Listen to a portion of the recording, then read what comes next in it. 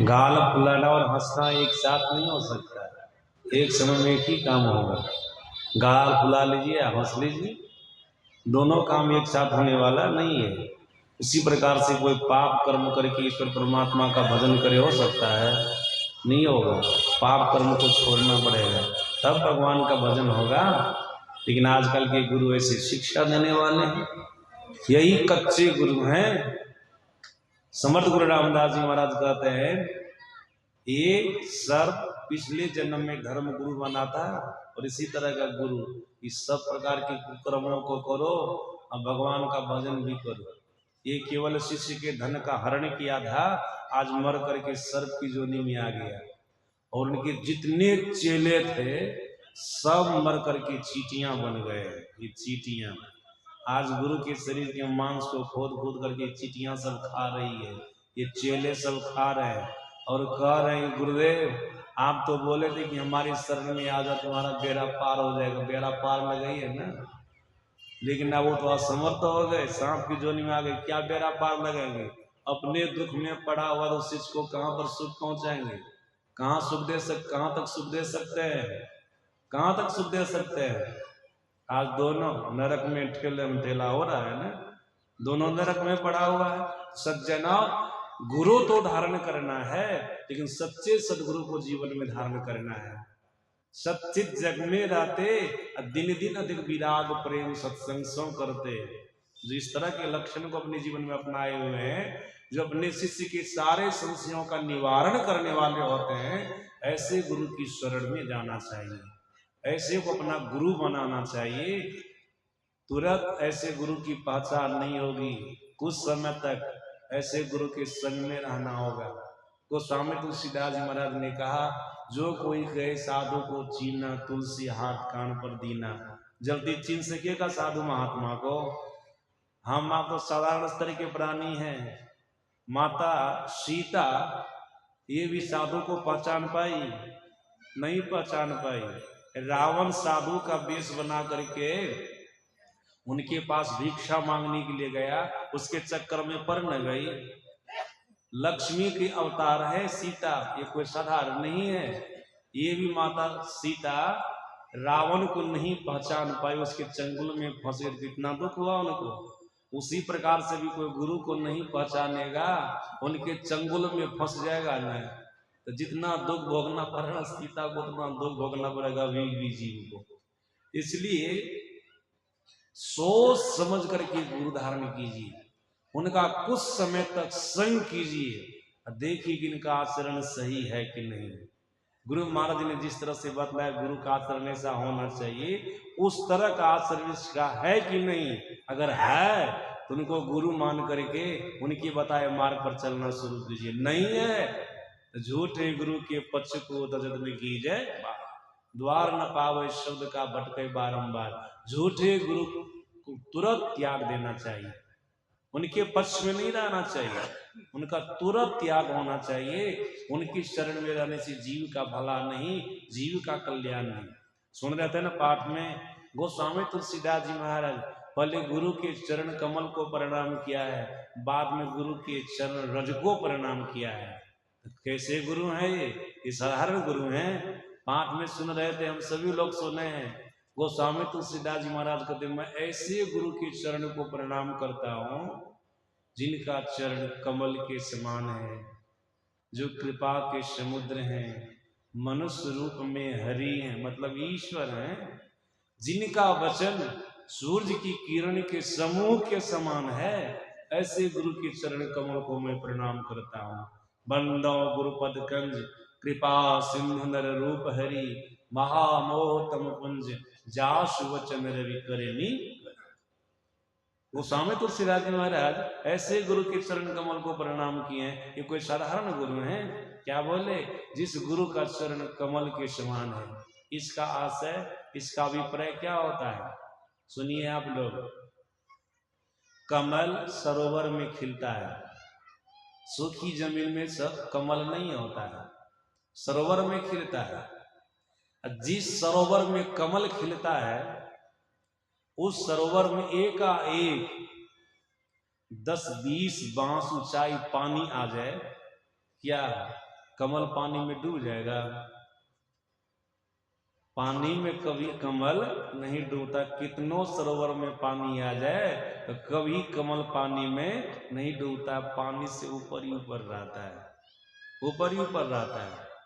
जो सच्चे सदगुरु होते हैं ना, उनके जीवन में कितनों दुख आ जाता है, कितनों संकट आ जाता है, कितनों विपत्ति आ जाती है, तो क्या अपने मार्ग का परित्याग करते हैं? कभी नहीं।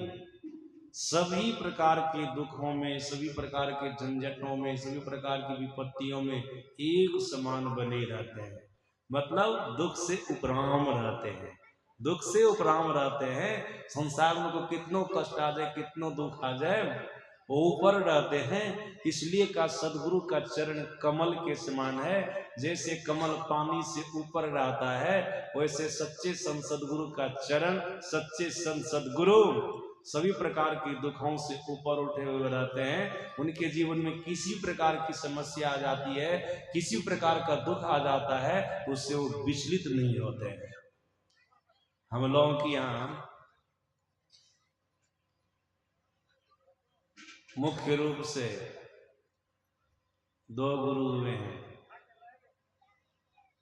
कौरव पांडव के गुरु थे द्रोणाचार्य, ये भी गुरु हैं। ऐसे ऐसे बहुत सारे उदाहरण हैं। समाज रूप में थोड़ा मैं आप लोगों को बता देता हूं। सिख संप्रदाय में 10 गुरु हुए हैं। तो 10वें गुरु का नाम है गुरु गोविंद सिंह जी महाराज। अंतिम गुरु हैं गुरु गोविंद सिंह जी महाराज। ये भी एक गुरु है।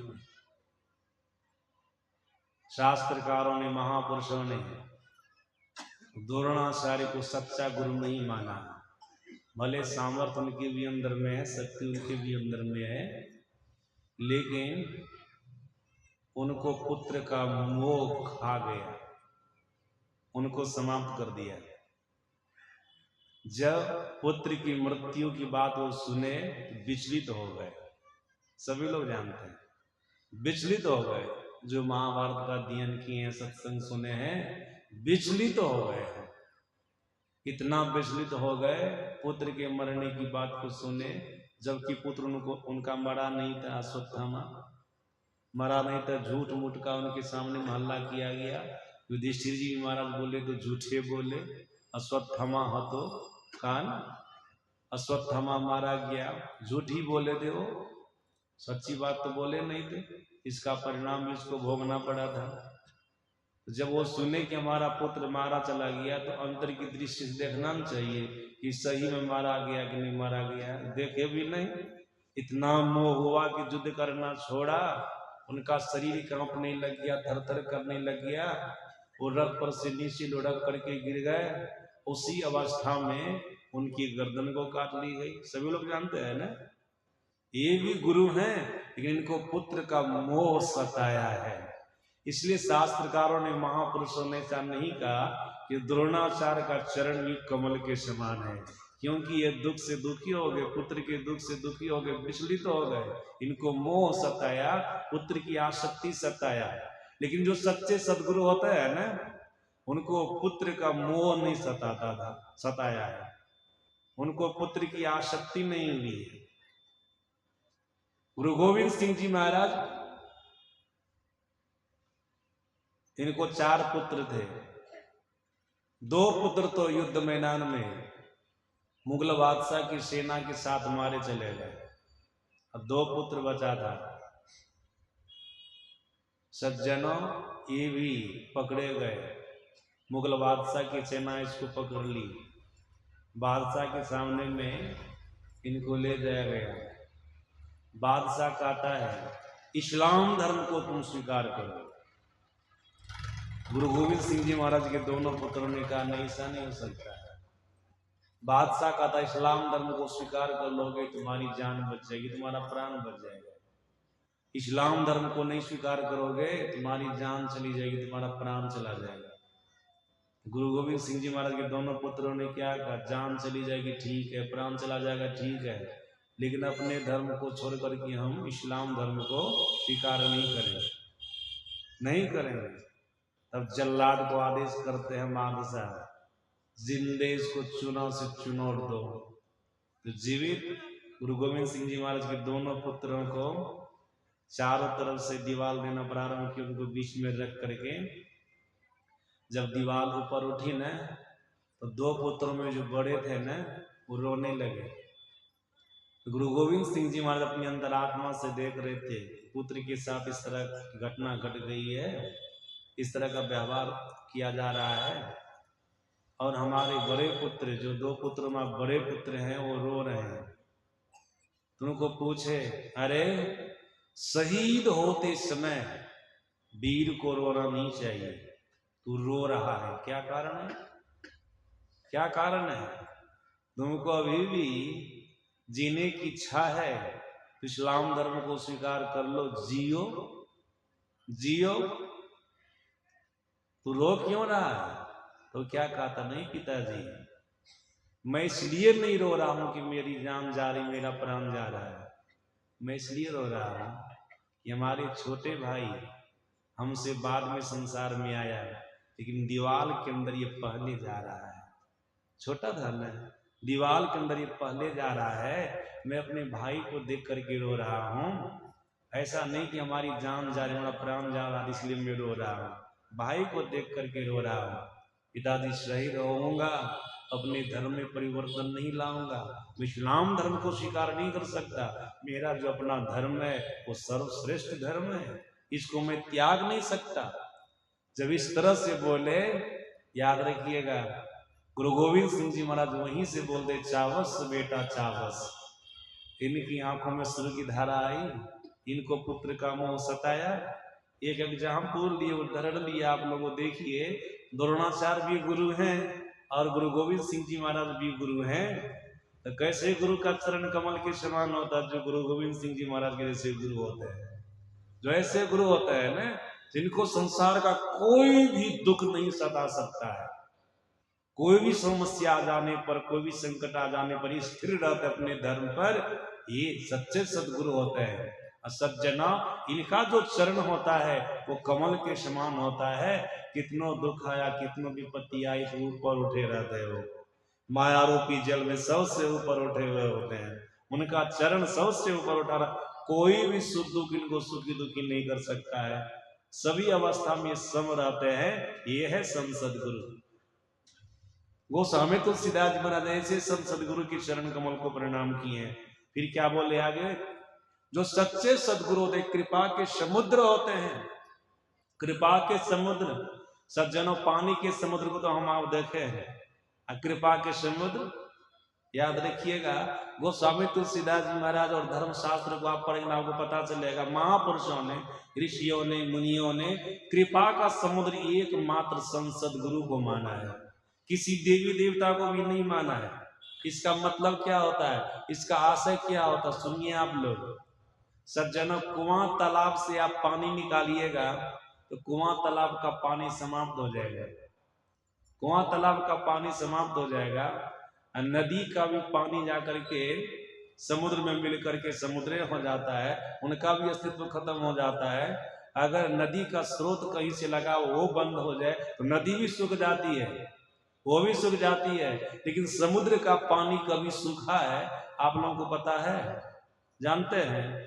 भले अगस्त मुनि पी लिए थे तो सूख गया था, अलग बात है, ये तो व्याकरण का अपवाद है, और फिर तो समुद्र हो ही न गया। सज्जना, कुआं तालाब का पानी, नदी का पानी सूख सकता है, खत्म हो सकता है, उससे निकालते रहेंगे, उनका स्रोत खत्म हो जाएगा तो। लेकिन याद रखिएगा, समुद्र का पानी कभी खत्म होने वाला नहीं है। महापुरुषों ने कहा, संत सदगुरु के अलावा इधर जो कोई भी देवी देवता हैं, कृपा तो इनके भी पास में है, अपने भक्तों पर ये सब कृपा करते रहते थे, इनकी कृपा समाप्त हो जाती है, ये सब कुआं तालाब नदी के समान है। लेकिन संत सदगुरु कृपा के समुद्र होते हैं, ये अपने भक्तों पर कितनों कृपा करते हैं, इनकी कृपा कभी समाप्त नहीं होती। ये कृपा के समुद्र हैं, इनकी कृपा कभी समाप्त नहीं होती है। कुप्पा घाट में लगभग 300 दिन भंडारा होता रहता है, 12 महीने भंडारे होते हैं वहां पर। भविष्य कभी कभी भंडारा से खाली होता नहीं तो होते ही रहता है। भंडारा देने वाले को पूछिए ना क्यों भंडारा दे रहे हैं, सभी लोग कुछ न कुछ गुरु माई कृपा बताएंगे। गुरु माई कृपा से नौकरी लग गई, गुरु माई कृपा से केस से छूट गए, ऐसे लोग बोलेंगे। गुरु माई कृपा से व्यापार में उन्नति हुई, बढ़ोतरी हुई, व्यापार हमारा बहुत बढ़िया से चलने लग गया। देख लीजिए एक से एक कृपा बताते रहेंगे। कोई कहेंगे शादी नहीं हो रही, शादी हो गई थी गुरु माई कृपा से, बच्चे नहीं हो रहे थे, बच्चे हो गए गुरु माई कृपा से। सबका अपना अपना है ना, सब बताएंगे गुरु माई कृपा। कुप्पा घाट गुरु माई कृपा से चल रहा है, गुरु महाराज की अज्ञात कृपा से कुप्पा घाट चल रहा है, याद रखिएगा। अगर गुरु महाराज अपनी कृपा को समेट लें तो कुप्पा घाट चलेगा भी नहीं। अब कुप्पा घाट की तो बात छोड़िए, संत मत संस्था भी नहीं चलेगी।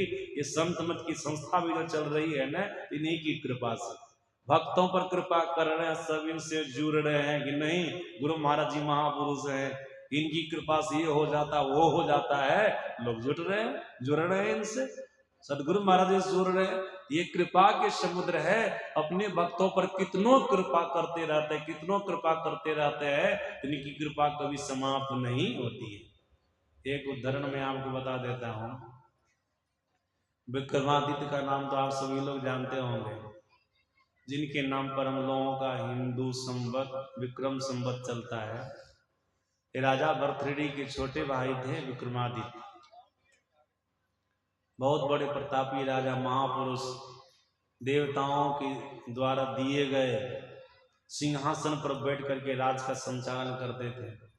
देवता लोग जैसी आकाशवाणी करते थे किस तरह से राज को चलाना, तो उसी तरह से वो राज को चलाते थे। ऐसे प्रतापी राजा थे विक्रमादित्य। अपने बचपन काल में ही भगवान शंकर की उपासना करके उनका साक्षात दर्शन किया था। ये प्रतापी राजा सम्राट राजा थे, समूची पृथ्वी का ये राजा थे। छोटे मोटे जितने राजा लोग थे इनको कर पहुंचाते थे, टैक्स पहुंचाते थे, मुआवजा पहुंचाते थे, ऐसे ही राजा थे। इनके ही राज में एक छोटे राजा थे जो रोज प्रातः काल गरीबों को 500 सरफी बांटते थे, रोज बांटते थे। इस बात की जानकारी राजा विक्रमादित्य को भी तो आश्चर्य लगा, ये 500 असरफी रोज गरीबों को बांटते लाता कहां से है। हम सम्राट राजा होकर के भी ऐसा काम नहीं कर सकते, 500 असरफी रोज लोगों को बांटे, ये कहां से लाता बांटता है। गुप्तचर लगाए, उससे पता नहीं चला। तभी उनके मन में हुआ कि हम स्वयं गुप्तचर बन जाएं। ये स्वयं गुप्तचर बने, वेश बदल लिए, शरीर को थोड़ा कुरूप बना लिए। गुप्तचर तो ऐसे ना करते हैं। कुप्पा घाट में भी एक गुप्तचर आया था, बहुत छिप करके रहता था, सबसे हिल मिल करके रहता था, बिल्कुल साधारण कपड़ा, बुरलेल की तरह करता था, पागल की तरह करता था वो। लेकिन सब जगह जहां पर मेन काम होता था ना, वहां बैठता था वो। जहां पर हिसाबदारी होता था कुप्पा घाट का, वहां पर वो बैठता था। बाद में उसका भेद खुला, रे ये तो गुप्तचर है, गुप्तचर है। सीआईडी इंस्पेक्टर कहते हैं वो सब है, वो सब गुप्तचर, वो सब आया था वहां पर, आते ही रहता कुप्पा घाट में। सज्जनों, विक्रमादित्य सोचे हमको ही अपना से जानना चाहिए इस बात को, कहां से वो रोज लाता है, 500 सरफी गरीबों को बांटता है। गुप्तचर का वेश बनाया, बिल्कुल साधारण सा वेश, उसी राजा के इर्द गिर्द में रहने लगा। देखने में तो सुंदर थे ही ना, कितनों अपने आप को विकृत बना दे तब भी वो सुंदर थे। बहुत सुशील भाव से रहते थे, विनम्र भाव से रहते थे। राजा की दृष्टि एक बार पड़ी, कई दिन बीत गए थे, एक बार राजा की दृष्टि पड़ी उनके ऊपर, तो राजा उनको बुलाए, विक्रमादित्य को बुलाए, बोले कि हमारे इर्द गिर्द में तुम घूमता फिरता रहता, क्या बात है, हमसे क्या तू चाहता है। तो विक्रमादित्य कहते हैं मैं जो चाहता हूं आप दीजिएगा। बहुत दीन भाव से बोले, दीजिएगा कहाँ, बोलो ना। काम को कुछ चाहिए तो नहीं, लेकिन हमारी इच्छा आपकी सेवा करने की। कहा हमारी किस तरह की सेवा करोगे। कहा मैं आपका बॉडीगार्ड बन करके आपकी सेवा करूंगा। इसलिए का बॉडीगार्ड बन करके सेवा करूंगा। बॉडीगार्ड तो हर हमेशा संग में रहते हैं ना, पता चल जाएगा ये 500 सरफी रोज कहाँ से लाता। नजदीक में रहेंगे तो ना पता चलेगा, इसलिए बोले बॉडीगार्ड अंगरक्षक बनना चाहता हूँ। इनकी सुशीलता को, विनम्रता को देख करके राजा कहते ठीक है, तुमको मैं अपना बॉडीगार्ड बना लिया, अंगरक्षक बना लिए। जहां जहां राजा जाते थे वहां वहां विक्रमादित्य भी जाए, सम्राट राजा है, आज पीछे पीछे घूम रहे हैं, कहां से 500 सर्पी लाता है इसको जानना है। सज्जना, जिस महल में राजा सोते थे, राजा तो पलंग पर सोते थे, विक्रमादित्य नौकर के समान नौकर न थे, नीचा में उनके लिए गद्दा लगा दिया था, नीचे में सोते थे। सम्राट राजा नीचा में सो रहे। बहुत समय बीता, पता नहीं चला कि 500 सर्पी कहां से लाते, बाढ़ तो रोज रहा है। एक दिन राजा विक्रमादित्य के मन में होता है, दिन भर तो मैं जग करके इनको देखता रहता हूँ, लेकिन रात को कभी जग करके नहीं देखा कि ये क्या करता है। रात में एक बार जगना चाहिए, तब पता चलेगा। तो रात में जब जगे विक्रमादित्य तो देखते क्या है, राजा 2 बजे रात में पलंग पर से उठे, जहां पर वो सोते थे वहीं पर एक दीवार थी, दीवार में एक बिंदा थी, उस बिंदा में अपनी एक अंगुरी, छोटी वाली अंगुरी दावे, वहां पर फाटक खुल गया, उसमें घुसे राजा, और राजा आगे बढ़ दिए भी पीछे पीछे जाने लगे। उस होकर के राजा जंगल गए। जंगल में कामदा देवी का मंदिर था, देवी है कामदा देवी, मनोकामना को पूर्ण करने वाली ये कामदा देवी, उनका मंदिर है। उसके प्रांगण में गए, चूल्हा धधक रहा था, उस पर कढ़ाई रखे, उसमें तेल डाले, तेल जब खोलने लगा तब राजा उसमें कूद गए, तेल में खोलते हुए तेल में कूद गए।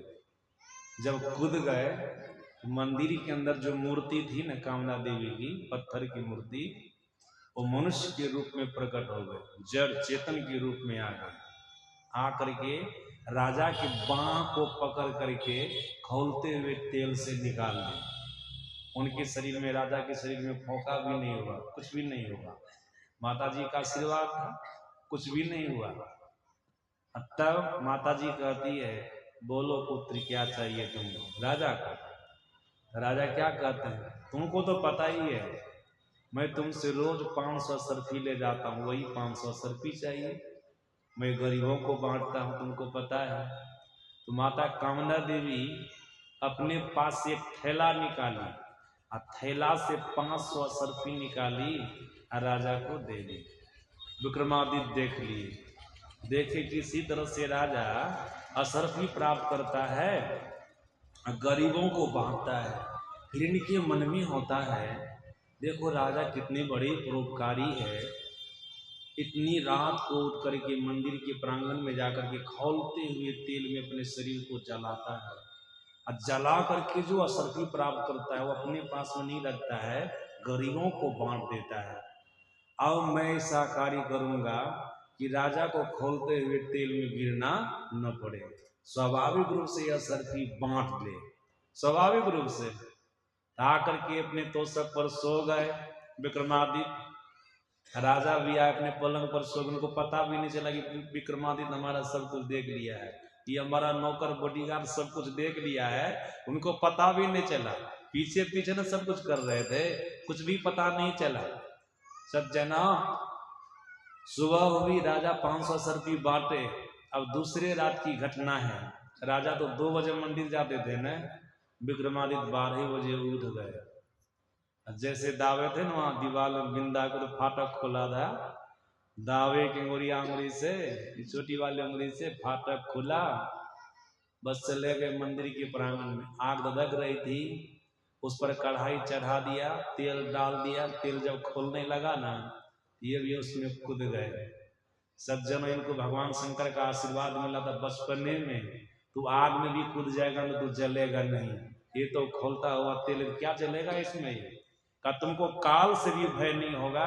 इसलिए विक्रम काल संवाद भी प्रश्न है पुस्तक में, विक्रम काल संवाद, कहीं कहीं पर विक्रम बेताल आता है ना प्रश्न, पढ़िएगा, वहां पर आपको मिलेगा ये सब बात। सज्जन, ये विशेष महापुरुष हैं, ये कूद गए उस तेल में कूदे तो माता कामदा देवी मूर्ति से प्रकट होकर के इनके बाह को पकड़ करके तेल से बाहर निकाल दी, लेकिन वरदान मांगने के लिए कुछ भी नहीं बोली, कुछ भी नहीं।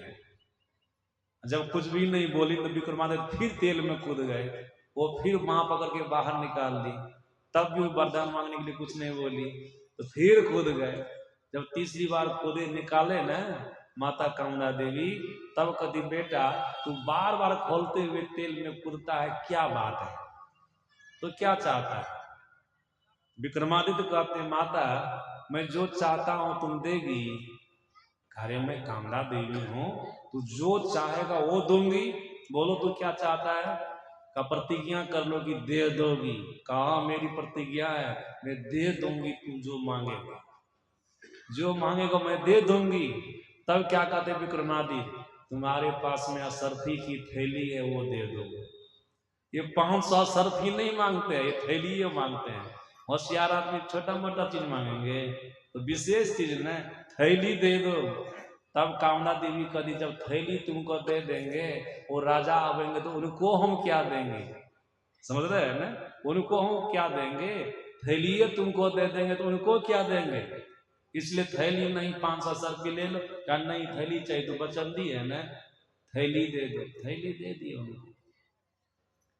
अब कामदा देवी विचार करती है, विक्रमादित्य तो आगे अपने बिछावन पर सो गए, ये विचार करती है आज राजा आवेंगे तो उनको हम क्या देंगे? हमारे पास तो है नहीं अब सामर्थ्य शक्ति, थैली लेकर के सामर्थ्य शक्ति थी, अब थैली है ये नहीं है, क्या देंगे उस राजा को? अब चलो इस मंदिर से निकल चलते हैं। सज्जन उस मंदिर से वो देवी निकल गए, देवी निकल गए। निकले तो ऐसे नहीं निकले, चूल्हा को तोड़ दिए, कढ़ाई को उल्टा दिए, बिल्कुल उस स्थान को विकृत बना करके कि बढ़िया से बढ़िया हिम्मतवाज आदमी उस स्थान पर जाए ना तो उनको डर लगे, ऐसा उस स्थान को बना करके चले गए। जब राजा 2 बजे रात उठ करके वहां पर गए तो देखते हैं सब स्थान विकृत है, आज मंदिर में कोई आकर्षण नहीं, मूर्ति में कोई आकर्षण नहीं है। अब क्या करेंगे? लौट करके राजा आगे बिछावन पर सो गए। सुबह हुई, आज राजा अपनी पलंग पर से उठ नहीं रहे, सोए हुए। विक्रमादित्य बार बार कहते राजन महल के बाहर गरीब लोग आ गए हैं, मांगने वाले सब आ गए हैं, उठ करके असरफी बांटिए, उठ करके असरफी बांटिए। कई बार बोले न तो राजा को नहीं रहा गया, कह रे आज हमारे पास असरफी कहाँ है, कहाँ से बांटेंगे? क्या हो गया? का जहां से हम असरफी प्राप्त करते तो स्थान विकृत हो गया है, विकृत हो गया है, वो तो भयावह स्थान हो गया है, आज मैं नहीं बांट सकता हूं। तब विक्रमादित्य बोले आज भी आप बांटिएगा, उठिए।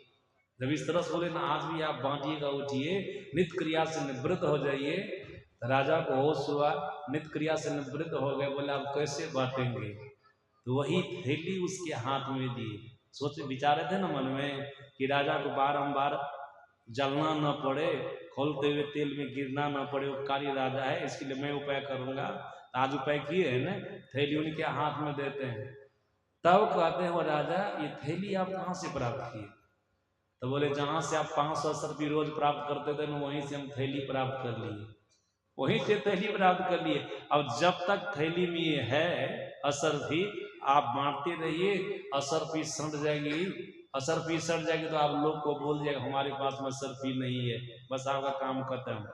सज्जना जब इस बात को राजा सुने ना तो उनको गौर से देखने लगे ये कौन है।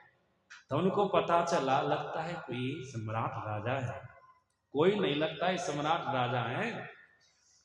विक्रमादित्य का फोटो उनके राजमहल में लगा हुआ था सम्राट राजा का, उनसे मिलाए तो मिल गए। तब उनके चरण पर गिर गए, सिंहासन पर बैठे, अर्घ पात्र का पूजन किए, क्षमा मांगे, मैंने आपको अपना बॉडीगार्ड बनाया, आप ऐसा हमारे साथ क्यों किए, ऐसा वेश बना करके क्यों आए, बॉडीगार्ड के रूप में क्यों रहे, सब भेद बताए कि मैं तुम्हारी परीक्षा लेने के लिए आया। तो कहां से लाता है 500 असरफी, प्रजाओं का शोषण तो नहीं करता है, लेकिन मैंने तुमको देखा कि देवी से प्राप्त करता है, इसके लिए कष्ट आता है और गरीबों को तू बांट देता है। मैंने तुमको परोपकारी समझा, आज तुमको मैं थैली दिया। तो विक्रमादित्य का बड़ा सम्मान किया, बड़ा आदर किया, और चले गए वहां से। तो सज्जना, आपको ये प्रसंग सुना करके ये दिखा रहा था उस देवी के पास में भी कृपा थी, लेकिन विक्रमादित्य ले लिए सब कृपा, तो कृपा समाप्त न हो गई। उसी प्रकार से 33 करोड़ देवी देवता है, अगर कोई भक्त उनको प्रसन्न करके उनके सारे आशीर्वाद को, कृपा को ले लेंगे न, तो आप ठन ठन गोपाल रहिएगा, आपको कुछ भी मिलने वाला नहीं है। मतलब देवी देवताओं की कृपा समाप्त हो सकती है, ये कुआं तालाब नदी के समान है, लेकिन सदगुरु के अंदर में जो कृपा है ना, वो कृपा कभी समाप्त होने वाली नहीं है। ये समुद्र के समान है, समुद्र से कितनों पानी निकालिए कभी समुद्र खाली नहीं होगा, वो तो भरा हुआ ही रहेगा, भरा हुआ रहेगा। उसी प्रकार से सदगुरु के अंदर से कितनों कृपा निकलती रहेगी, इनकी कृपा कभी समाप्त होने वाली नहीं, इनकी कृपा इनके अंदर में भरी ही रहेगी। इसलिए गोस्वामी तुलसीदास महाराज ने सदगुरु को कृपा के समुद्र का ये कृपा के समुद्र है। और आगे क्या कहा, ये मनुष्य के शरीर में हरि है, मतलब ईश्वर है, परमात्मा है, कोई साधारण नहीं है। संत कबीर साहब ने भी सदगुरु के लिए कहा, गुरु साहब करी जानिए रहिए शब्द समाय, मिले तो दंडवत बंदगी पल पल ध्यान लगाए। गुरु को साहब करके जानना चाहिए। साहब मतलब होता है मालिक, परमात्मा, ईश्वर। गोस्वामी तुलसीदास महाराज नर रूप में हरि है, नर रूप में हरि। और गुरु नानक देव जी महाराज ने क्या कहा गुरु के लिए, गुरु पार ब्रह्म परमेश्वर, गुरु पार ब्रह्म परमेश्वर है, मतलब ईश्वर है, परमात्मा है, नर रूप में हरि है। अपने भक्तों के दुख को हरण करने वाले हैं, अपने भक्तों के संकट को हरण करने वाले हैं, ये नर रूप में हरि है, नर रूप में हरि है। आप लोग गुरु महाराज के लिए कभी सुने होंगे, मैं आचार्य श्री के साथ 2013 ईस्वी में समस्तीपुर जिला में गया था, वहां जिलाधिवेशन हो रहा था, 2 दिनों का सत्संग था, जिलाधिवेशन था। पहले दिन का सत्संग समाप्त हुआ, सत्संग मंदिर में आचार्य श्री ठहरे, तो उनके साथ में हम लोग जो भी थे रहने वाले सब ठहरे थे। रात्रि काल का सत्संग मंदिर में ही हुआ। आरती के बाद वहां पर एक महिला आई जिनका नाम अरुण दासिन था। वो हमको कहती है, बाबा हमारे साथ बहुत बड़ी घटना घट गई। मैंने कहा क्या हो गया? देखिए यहाँ जो जिलाधिवेशन हो रहा है ना, पुरुष वर्ग के लोग नहीं करा रहे, महिलाएं सब मिलकर के करा रही हैं, उसका मैं अगवा हूँ। हम ही लोग जिलाधिवेशन का प्रोग्राम लेके कृपागर से आए थे, करा रहे हैं। बाबा देखिए जिलाधिवेशन का प्रोग्राम लेकर के आए, रसीद सब छपवा लिए, और जहां पर सत्संग हो रहा वहां पर ध्वजारोहण भी करवा दी, सब कुछ हो गया। चंदा के काम में हम महिला सब लग गए। उसी समय हमारा एक नाती है, उसका नाम प्रभाकर है, हमारे ही पास में रहता है, उनकी माँ भी रहती है, उनके पिता भी रहते हैं हमारे ही पास में। देखिए प्रभाकर को, हमारे नाती को चेचक हो गया, बैसी माता हो गई, बड़ी बड़ी फुंसी हो गई, उनको बहुत लहरता था। जो हम लोगों के यहाँ विधि विधान चलता है, इतने समय तक दवाई नहीं लेना चाहिए, उतने समय तक दवाई नहीं ली, बाद में नहीं रहा गया तो डॉक्टर से इलाज करवाए। अंतिम में डॉक्टर लोग जवाब दिए कि आपके नाती का चेचक छूटने वाला नहीं है, इसी से ये मर जाएगा, ये जब तक जिंदा है ना तब तक खिला पिला दीजिए। डॉक्टर लोगों की तरफ से जवाब मिला। तब हमारे मन में हुआ, चलो शरीर का इलाज करने वाला ये डॉक्टर लोग ऐसा बोल दिया है, लेकिन जो जीव का भवरोग मिटाने वाले सदगुरु हैं, वैद्य श्रेष्ठतर सदगुरु को कहते हैं ना, ये जो है ना, इनकी शरण में जाना चाहिए। तो बाबा सदगुरु महाराज जी की फोटो के सामने में हम गए। ख्याल रखिएगा, केवल फोटो को फोटोवे नहीं समझिएगा, तब फोटो की पूजा करने जो फल होना चाहिए वो फल आपको नहीं मिलेगा। इस फोटो में साक्षात सदगुरु महाराज को देखिएगा, समझ रहे हैं ना, कि सदगुरु महाराज की शक्ति इसमें विराजती है, ये भाव रखिएगा, और तब देखिए आपका काम बनता है कि नहीं। वरुण दास ने कहा बाबा मैं गुरु महाराज जी के फोटो के पास गई, नाती को भी लेकर के गई, प्रभाकर को भी, गुरु महाराज जी को बोली बाबा आपके काम में मैं व्यस्त हूं, चंदा काट रही हूं जिलाधिवेशन के लिए। देखिए हमारे नाती को चेचक हो गया, डॉक्टर लोग जवाब दे दिया मर जाएगा, आपके पास में आई हूं, आप तो वैद्य श्रेष्ठतर है ना, भवरोग का इलाज करने वाले हैं ना, हमारे नाती का भी इलाज कर दीजिएगा, मर जाएगा तो लोग क्या कहेगा। देखो ना नानी सत्संग में व्यस्त है, जिस गुरु के नाम पर सत्संग करेगी ना, वो गुरु के नाती की रक्षा भी नहीं कर पाए, लोग हमको लाना देंगे दूसेंगे, इसलिए आप कृपा कीजिएगा, आप हमारे नाती की रक्षा कीजिएगा। इस तरह से बोली। अंतिम में कहती है गुरु महाराज को, हुजूर अगर हमारा नाती मर गया तो सुन लीजिए, सत्संग से पहले हमारा नाती अगर मर गया तो सुन लीजिए, तब हम भी जिंदा नहीं रहेंगे दूसरे का लाना सुनने के लिए, हम भी अपने शरीर पर आग लगा करके मर जाएंगे। कहाँ पर? जहां पर ध्वजारोहण हुआ वहां पर। नाती को गोद में लेंगे, शरीर पर मिट्टी का तेल धारेंगे, आग लगेंगे, हम भी मर जाएंगे। इस तरह की प्रतिज्ञा कर ली। और सदगुरु महाराज भी इनकी परीक्षा लेने लग गए। 2-3 दिन के बाद उसका नाती मर गया। जब नाती मर गया ना, तब भी देखिए अरुण दास सिंह कहती बाबा हमको गुरु महाराज के प्रति श्रद्धा नहीं हुई, हमारे मन में हुआ हम में कोई कमी होगी इसलिए गुरु महाराज जी हमारी बात को नहीं सुने, हमारी पुकार को नहीं सुने, हम में कोई कमी होगी। हमारे सदगुरु महाराज में तो कोई कमी नहीं है, वो तो पूर्ण ब्रह्म है, परमात्मा है। रत्ती भर भी थोड़ा सा भी गुरु महाराज के प्रति हमको श्रद्धा नहीं हुई। अभी तो लोगों को थोड़ा सा भी दुख होता है ना, तो कहने लगता है गुरु महाराज जी को इतना पूछ देते ही गुरु महाराज जी हमारी रक्षा नहीं करते, बोल देते हैं ना लोग, और गुरु महाराज जी को छोड़ भी देते हैं। बहुत ऐसे भी लोग हमको मिले हैं, गुरु महाराज जी को पकड़ करके फिर बाद में छोड़ भी दिए। और जो ऐसे संसद गुरु को पकड़ के छोड़ेंगे ना, उसका कहीं भला नहीं होगा, कहीं कल्याण नहीं होगा। याद रखिएगा, कोई साधारण पुरुष नहीं है, साधारण पुरुष नहीं है, परमात्मा को प्राप्त किए हुए महापुरुष हैं। ये नर रूप में हरि हैं, नर रूप में हरि हैं। सज्जनाम गुरु महाराज के फोटो के सामने हम बोल रहे हैं, बोल रही है वो, मर जाएंगे हम भी।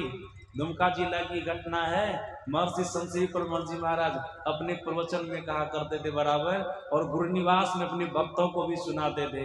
एक माता जी आई थी दुमका जिला से, वो बताई थी महर्षि संत श्री परमहंस जी महाराज क्या बताई थी कि बाबा सांझ के समय गुरु महाराज को संध्या वंदन करने के लिए गए थे, आरती का थाल लेकर के, सांझ दिखाने के लिए गए थे, आरती का थाल लेकर के, ऐसे घुमा घुमा करके दाहिना हाथ से बायां हाथ से घंटी डोला रहे थे। महिला सब करते नहीं था, घंटी भी डोलाती, आरती भी दिखाती है।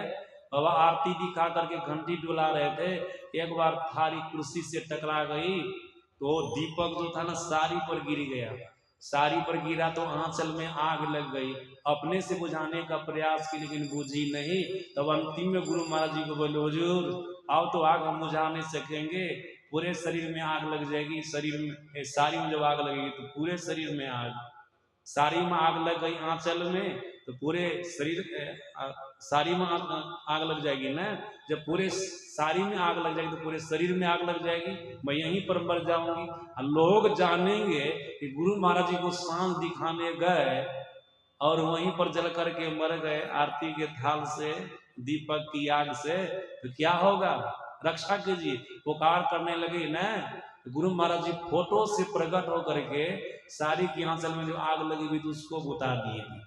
महर्षि संत सेवी परमहंस जी महाराज जी अपने